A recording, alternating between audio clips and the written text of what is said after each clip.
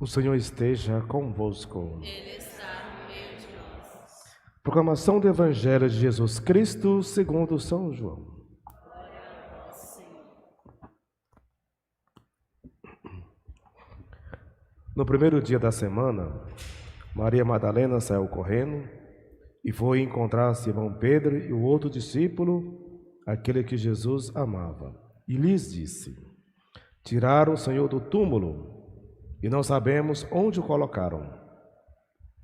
Saíram então Pedro e o outro discípulo e foram ao túmulo.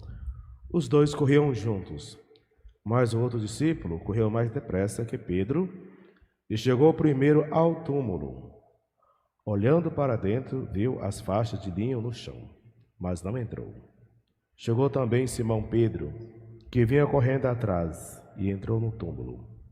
Viu as faixas de linho deitadas no chão e o pano que tinha estado sobre a cabeça de Jesus, não posto com as faixas, mas enrolado num lugar à parte.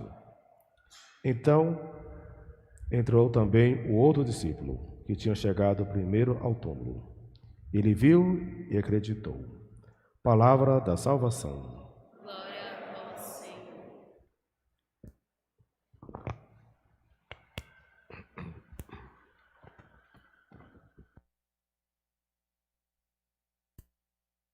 Caríssimos irmãos e irmãs, nós celebramos hoje São João, apóstolo e evangelista. Aquele que é chamado discípulo amado.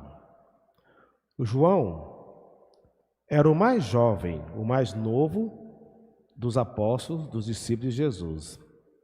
E ele estava presente quando Jesus estava lá no monte, que ele transfigurou diante de Pedro, Tiago e João.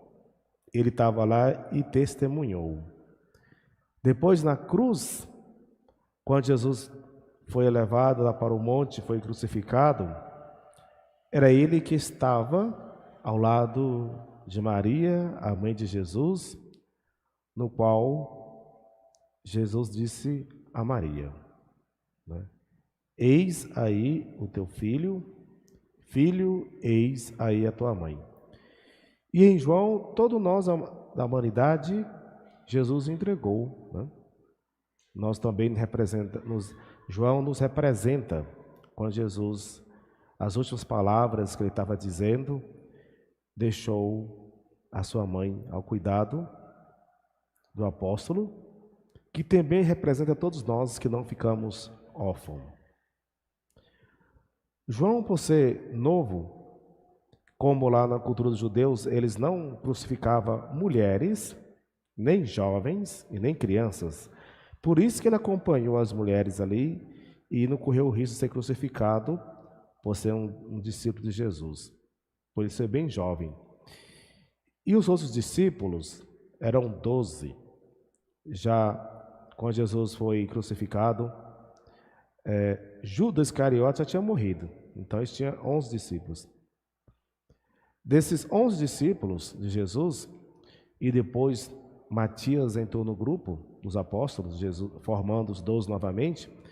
Então, desses que acompanhou Jesus, somente João que sobreviveu até a velhice. E ele morreu já próximo de uns 100 anos de idade, viveu muito tempo. Ele foi para a ilha de Patmos e ele deu muito testemunho a respeito de Jesus. Porque depois da ressurreição de Jesus, por ele ser jovem, ele viveu muito tempo, até quando começou os outros, a igreja foi surgindo, alguns santos que nós temos na igreja conviveu com João. E ele deu muito testemunho a respeito de Jesus, e ele escreveu o 4º evangelho, que tem o seu nome. E o livro do Apocalipse, ele também que escreveu, e também as 3 cartas também, que tem o nome dele também. Então ele tinha uma inteligência muito grande, uma sensibilidade de perceber as coisas, e assim ele pôde transmitir, né, sobre Jesus, né, muitas coisas. Então porque Jesus escolheu como o discípulo amado. Se tinha os outros, por que este, né? Jesus tinha uma predileção por ele. E lá na ceia, foi João que inclinou sua cabeça no peito de Jesus e perguntou, quando Jesus estava falando, quem é que seria o traidor? Quem Jesus falou que ali do grupo, né? Então, João tinha uma sabedoria muito grande. De profissão, ele era pescador. Uma profissão simples, como os outros discípulos de Jesus. Nenhum tinha um destaque de algum serviço, um trabalho assim, destaque na sociedade naquela época, mas eram homens simples, pescador, cobrador de imposto, né? Então, e ele era pescador, juntamente com o seu filho Zebedeu e seu irmão Tiago, chamado Tiago Maior, né? Eles eram pescadores.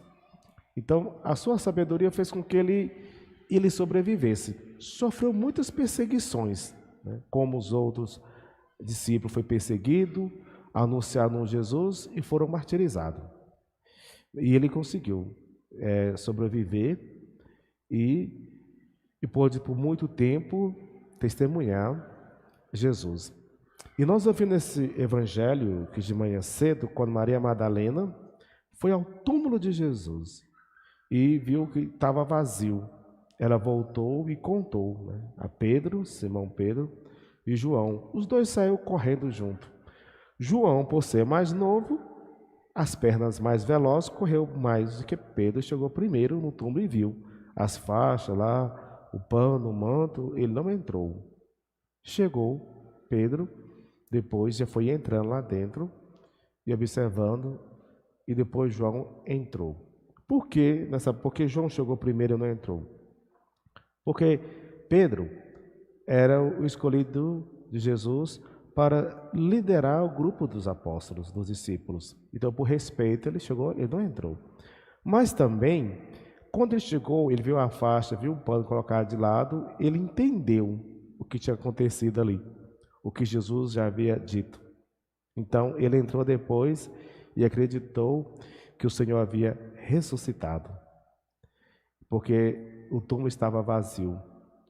E ele observou o que estava acontecendo naquela cena ali do túmulo e acreditou. E Pedro ainda entrou assim, tipo, olhando para ver o que tinha acontecido ali. Pedro demorou a entender, mas João, ele entendeu o que realmente tinha acontecido. Então, por respeito, ele chegou e ficou esperando o outro, né, vir entrar na frente. Falar de respeito, nós vivemos numa sociedade que as pessoas não respeitam muito os outros, nem os mais novos respeitam os mais velhos, né? Que antes tinha todo um respeito em relação à convivência na casa, na família, na sociedade, em relação às pessoas mais vividas com os mais novos, né? E hoje em dia a gente vê uma falta de respeito muito grande, assim, que às vezes os filhos querem ser mais do que os próprios pais e quer mandar nos pais, e os pais não têm, assim, aquela autonomia, aquele direito de chamar a atenção, de corrigir e ter o devido respeito. E nós vimos aqui em São João que ele chegou e esperou o mais velho chegar para depois ele entrar. Depois que Pedro entrou no túmulo, ele entrou depois. É uma coisa que a gente deve sempre preservar, essa questão do respeito, né, em relação às outras pessoas. Somente na família, né, em relação aos pais com os filhos, ensinar quem que manda, como que é. E saber como, né, transmitir. Que primeiramente, para se ter o respeito, tem que dar o respeito. Se os pais não têm muito o que oferecer aos filhos, eles também não vão aprender, né? Se a sociedade está aí, muitas coisas não tem muito respeito com a vida dos outros, a falta de respeito muito grande, a gente vê aí em relação às coisas sagradas, os religiosos, a gente vê uma grande falta de respeito que as pessoas têm em falar o que quer e o que pensa, e falam absurdo com falta de respeito aos outros, né? Então a gente vê isso, uma completa falta de respeito por parte de muitas pessoas. Não é porque muitos vivem assim que tem que achar normal e pode escancarar a boca e falar o que quer, o que pensa da vida dos outros ou das coisas de Deus. Então, o próprio Jesus, a gente vê que as pessoas falam muito absurdo a respeito dele. Mas nós devemos ter respeito pelas coisas sagradas, porque uma vez que você está falando mal, está blasfemando, está pecando, cometendo sacrilégios, pecados. Nós devemos, assim, respeitar. E nesse dia que nós celebramos esse grande evangelista e discípulo de Jesus, São João, a gente refletir um pouco sobre a nossa caminhada, a nossa existência, o que nós realmente estamos valorizando em nossa vida.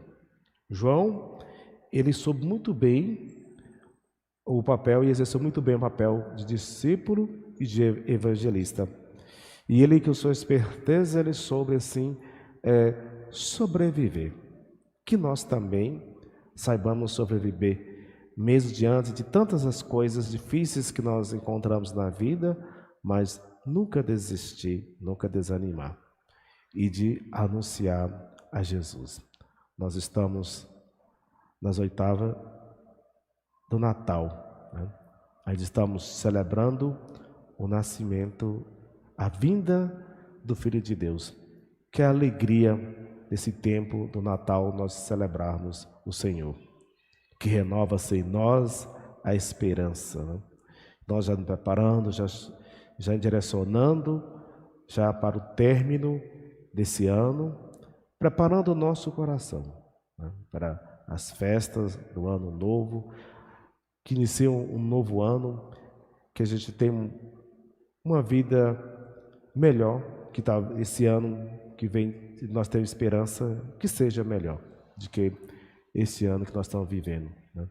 Para que não se repete muitas das coisas difíceis que nós temos passado esses anos já vividos. Mas a gente não pode perder a esperança de que seja melhor. Então, as nossas orações e nossa esperança e nossa fé, nós assim desejarmos e querer um mundo melhor. Este ano que vem seja melhor para todos nós. Com fé, com esperança e com amor. Louvado seja nosso Senhor Jesus Cristo.